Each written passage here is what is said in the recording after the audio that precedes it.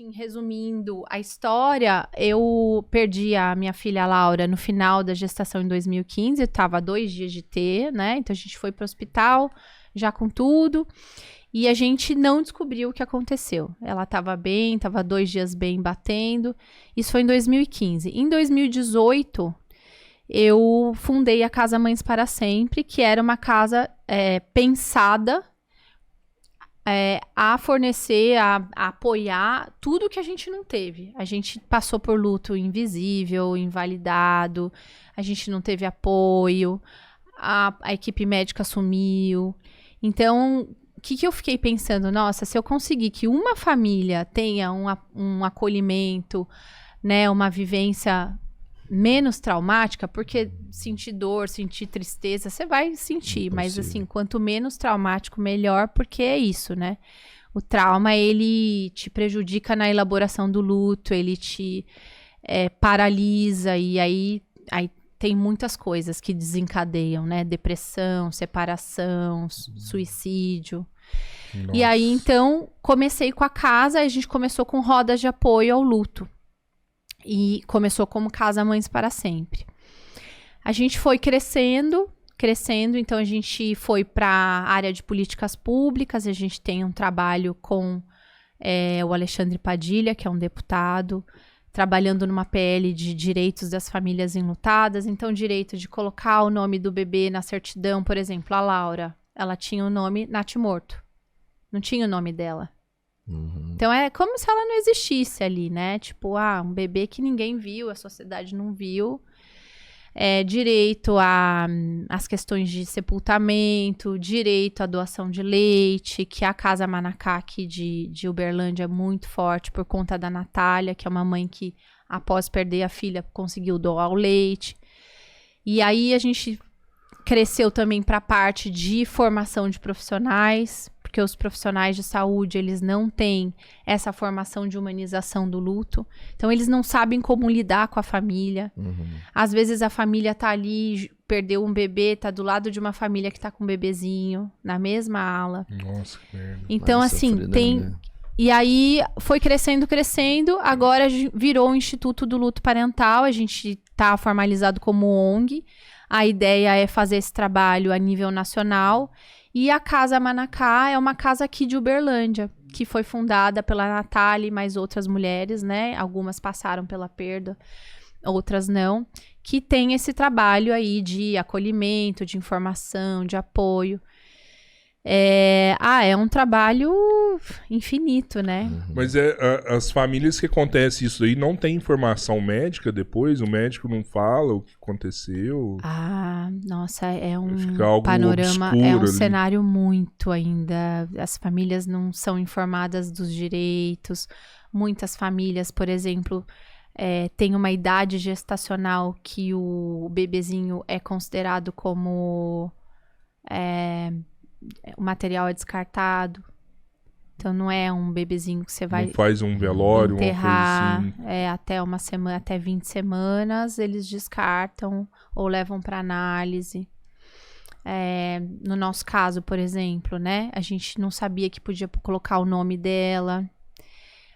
Tinha também a questão dos protocolos na instituição de saúde. Lá a gente ficou no hospital particular, que eles poderiam ter separado.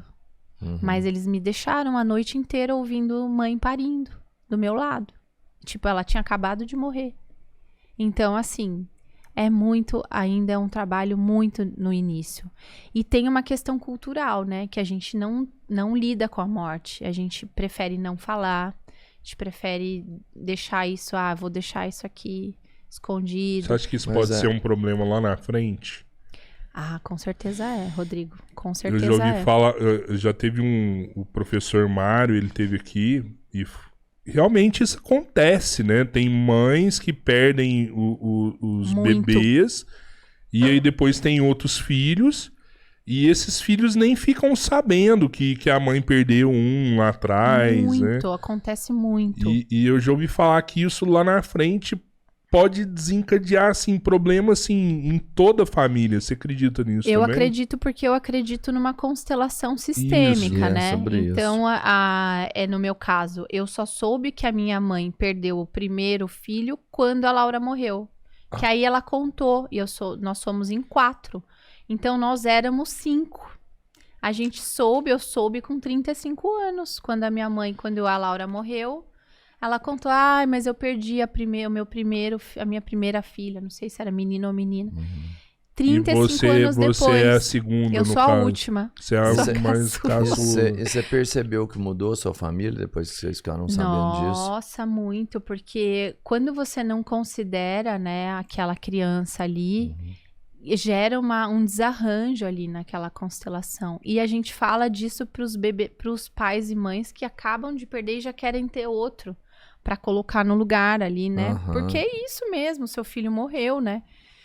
Então, de tomar muito cuidado, porque aquela criança, ela teve aquela vida. Foram 9 meses. Ela não pode ser substituída, Foram 3 né? meses. Tem que ter... Bebezinho que às vezes fica na UTI, ela teve aquela vida. Então, é importante validar essa vida, considerar ela naquela constelação da família.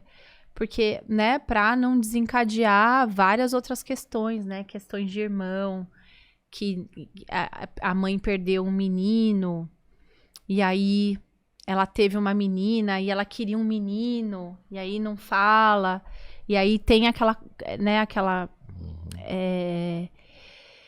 expectativa, e aí a criança, ela sente, né? A criança, ela sabe, ela tá ali, ela tá vivenciando tudo aquilo ali, então é bem... E aí o Instituto o meu propósito é mudar esse cenário. Então a ideia é acolher as famílias, ter as rodas de apoio, ter um lugar que a família possa ter tem um plantão psicológico, né? A gente tem voluntárias psicólogas que atendem as famílias. Poder contar com uma orientação jurídica, porque às vezes a família quer lá fazer um sepultamento, aí, ou quer colocar o nome do bebê, aí o cartório fala, não pode, mas pode. O cartório não está preparado, então, para desenrolar isso aí. Não tem lei. Por isso que a gente ficou 2 anos trabalhando numa PL para ver se essas leis elas vão para frente, né? Para ver se... Porque você vai... Quando aconteceu com a gente, eu fui estudar fora, né? Como era lá fora? Aí fui ver em Londres, na Austrália, na Espanha. E era totalmente diferente. Assim, tem uma mãe enlutada que tá em Londres que ela ficou 1 mês se despedindo da filha. Ela pôde ir lá no lugar onde a bebezinha ficou, a Carol. Pôde se despedir, pôde fazer o sepultamento, pôde... Sabe, tem uma preparação. Porque o que acontece se você passa por um luto desse, né, que é a perda de um filho, de uma maneira muito traumática, tudo isso vai dificultar a sua elaboração, vai dificultar todo o seu futuro, o futuro da família, dos outros filhos. Então, o que a gente trabalha? Para a gente ser fator protetor, né? A gente fala quais são as camadas de trauma que essa família não precisa viver. Então, ficar ouvindo uma mãe tendo bebê ali do lado, ficar ali no leito do hospital com uma mãe amamentando... Já é tanto problema, né? Qualquer problema que você consegue tirar já é muito bom.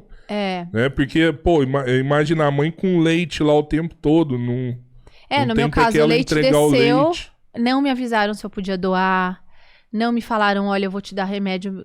Colocaram lá um remédio, o leite empedrou... E aí elas vieram ajudar, quase virou mastite. Então, assim, o mínimo de orientação e preparo, né? Dos profissionais de saúde, da sociedade, né? Para acolher e atender essas famílias, prestar uma assistência melhor. E aí é o que, quando a gente vai estudar, né? A questão cultural do luto, é isso, assim... As pessoas acham que eu não quero falar da minha filha. Então, as pessoas evitam de falar. Porque elas falam, vai sofrer mais. E é o contrário que a gente quer. O que a gente quer? A gente quer... É o nosso filho, né? A gente quer validar a vida do filho. A gente quer... Eu choro, tenho saudade, mas... a Laura existiu. Então, quanto menos se fala, é pior. Porque é como se a pessoa não tivesse existido ali. E aí tem aquelas frases prontas assim, logo você vai ter outro. Ou você era muito... ainda bem que foi assim, que não nasceu. Mas são umas coisas bizarras assim. Ou você é muito nova, vocês são muito jovens, vocês vão poder outro. Não, gente, ninguém substitui ninguém. Quando morre um irmão seu, você fala, logo você vai ter outro. Mas eu já vi situações assim acontecendo e, tipo, foi meio que assim, nossa, não fala nada, não. Acabou de acontecer isso com eles, não. Né? E aí você acaba. Como se a pessoa não ouvisse, porque até a pessoa ouviu, né? Você tá lá, a pessoa chega perto de você, alguém vai te cutucar, não fala nada, não. Aconteceu isso com eles, evita falar isso. Sabe? É meio que um bloqueio até das outras pessoas pra não tá falando, quando na verdade é isso que teria que acontecer, né? Conversar sobre isso, né? Perguntar o que a pessoa tá precisando. É que tem muita questão do cuidado, né? De você querer cuidar também, pra pessoa não chorar, não sofrer e tal. Mas, em geral, o que a gente escuta nas rodas eu preferia que a pessoa tivesse falado o nome da minha filha. Olha, sinto muito pela morte do seu filho. Você tá precisando de alguma coisa, né? Ou se não sabe falar, dá um abraço. Ou fica ali do lado. O E enxoval isso, assim, tá pronto também, né? São vários. Muito, não, tem muitas histórias, assim, de mulheres que têm perdas recorrentes. E aí é um trabalho infinito, gente. E essa ONG, ela tá no Brasil inteiro? A gente tá em São Paulo, mas a gente, com a pandemia, começou a fazer as rodas online. Então vieram mulheres que estão fora do Brasil, mulheres de outros estados. A gente já conseguiu atender mais de 1.000 famílias. Então, não deve ser fácil um trabalho inicial, você começar a engajar essa galera. Como que é feito isso aí? Então, tem toda uma divulgação, né? Que a gente faz no site, no Instagram. E aí um cuidado também ali com as famílias, assim, de integração. Porque antes as rodas eram presenciais. E aí passou para online. E aí tem que entender como que é para a pessoa que ela vai estar ali online, vai desligar e vai...